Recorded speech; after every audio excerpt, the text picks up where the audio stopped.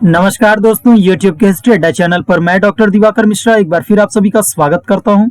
दोस्तों, उत्तर प्रदेश में आगामी असिस्टेंट प्रोफेसर भर्ती परीक्षा के लिए ऑनलाइन आवेदन लिए जा रहे हैं, लेकिन आवेदन करते समय विभिन्न अभ्यर्थियों के मन में तमाम तरह की जिज्ञासाएं हैं, तमाम तरह के कंफ्यूजन है, दुविधा है, संशय है और सबसे बड़ा संशय आप लोगों के बीच में ये है कि आखिर हम किस विषय में आवेदन करने के योग्य हैं।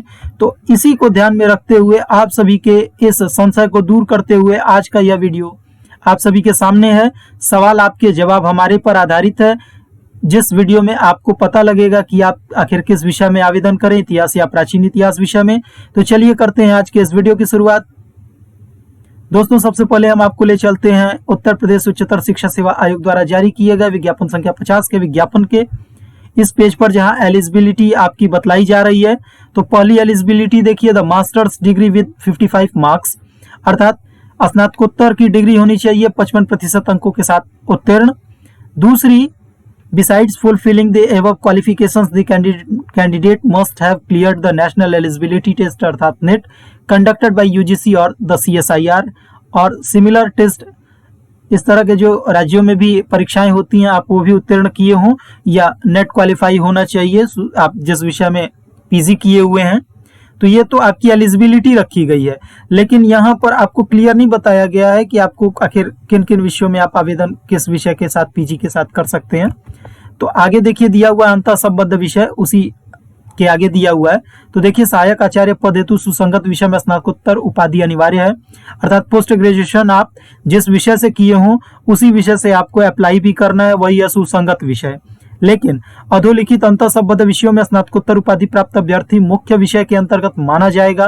कहने का तात्पर्य यह है कि यदि आपने मुख्य विषय से हट करके आपने पीजी कंप्लीट किया है और उस विषय में पद नहीं है, तब आप अंतः संबद्ध विषय के अंतर्गत आते हैं और आप उसी के मुख्य विषय में आप अप्लाई कर सकते हैं।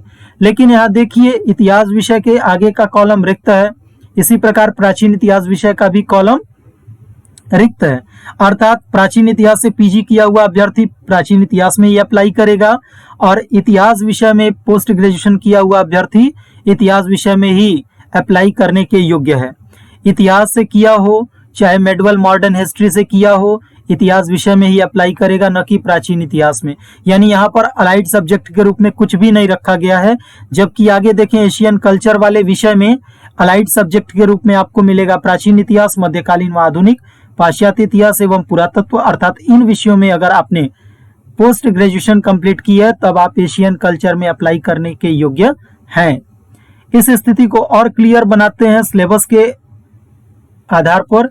देखिए, तो प्राचीन भारतीय इतिहास का जो सिलेबस है आप जानते हैं, पुरातात्विक स्रोत वगैरह पढ़ना है या पुरातत्व पढ़ना है, प्रागैतिहास इत्यादि पढ़ना है, और ये आपको सिलेबस दिया गया है गोरी गजनबी के आक्रमण तक, अर्थात वहां तक आपको ये सिलेबस आपको कंप्लीट करना है प्राचीन भारतीय इतिहास का। जबकि अन्य स्थिति में देखें, इतिहास विषय का जो पाठ्यक्रम है वो रखा गया है मध्यकालीन भारतीय इतिहास से इसका प्रारंभ है और आधुनिक इतिहास तक आपको पढ़ना है। सल्तनत काल अर्थात गोरी गजनबी के आक्रमण के बाद का इतिहास आपको पढ़ना है। तो ये एकदम स्पष्ट रूप से प्राचीन इतिहास का कोई भी टॉपिक इस इतिहास के अंतर्गत नहीं रखा गया है। इतिहास के अभ्यर्थी मध्यकाल से अपने सिलेबस को पढ़ना शुरू कर रहे हैं, तो दोनों पदों में अंतर है।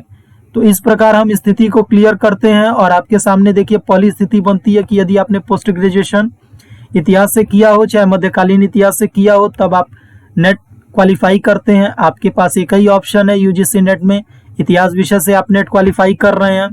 तो इस प्रकार देखें तो आप आवेदन कर सकते हैं विज्ञापन संख्या 50 में मुख्य इतिहास विषय में, साथ ही साथ अलाइड सब्जेक्ट के रूप में आप एशियन कल्चर वाले विषय में भी योग्य हैं। स्थिति 2 आपके सामने है, स्नातकोत्तर यदि अपने प्राचीन इतिहास विषय से किया हुआ है तब आप नेट क्वालिफाई करते हैं, या तो इतिहास विषय से करते हैं या फिर आर्कियोलॉजी या पुरातत्व विज्ञान से करते हैं। तो यदि आपने पीजी प्राचीन इतिहास विषय से कर रखा है तो आप इतिहास विषय में आवेदन नहीं कर सकते, क्योंकि वो सुसंगत विषय नहीं है। लेकिन यदि आपने प्राचीन इतिहास विषय से पोस्ट ग्रेजुएशन करके इतिहास विषय से नेट क्वालिफाई किया है, तब भी आप आवेदन कर सकते हैं प्राचीन इतिहास विषय में। और यदि आर्कियोलॉजी से भी आपका नेट है तब भी आप प्राचीन इतिहास विषय में अप्लाई कर सकते हैं। कहने का मतलब है कि यहाँ पर आपका पोस्ट ग्रेजुएशन जिस विषय से है उसी विषय में आप आवेदन करने के योग्य हैं। तो आप आवेदन करेंगे प्राचीन भारतीय इतिहास में और साथ ही साथ एशियन कल्चर वाले विषय में भी आप योग्य हैं, भले ही नेट आपने होल हिस्ट्री से दिया हो या आर्कियोलॉजी, दोनों में से कोई एक विषय से अगर आपने नेट क्वालिफाई किया है और पोस्ट ग्रेजुएशन आपका प्राचीन इतिहास से, तो आप प्राचीन भारतीय इतिहास विषय में आवेदन कर सकते हैं। यहाँ आपको एकदम क्लियर हो गया होगा वीडियो में, लेकिन अगर अन्य कोई संशय है अभी भी मन में तो उसको स्पष्ट करने के लिए हमसे आगे आयोग है। आप आयोग के वेबसाइट पर दिए गए नंबरों पर और ईमेल आईडी पर आप अपने सवाल पूछ सकते हैं और उनके जवाब ले सकते हैं। उम्मीद है कि वो आपको बहुत ही जल्द रिप्लाई देंगे। लेकिन हिस्ट्री अड्डा चैनल आप सभी को आगामी परीक्षा की अग्रिम शुभकामनाओं के साथ धन्यवाद करता है। Thank you for watching history अड्डा। चैनल पर बने रहिए और देखते रहिए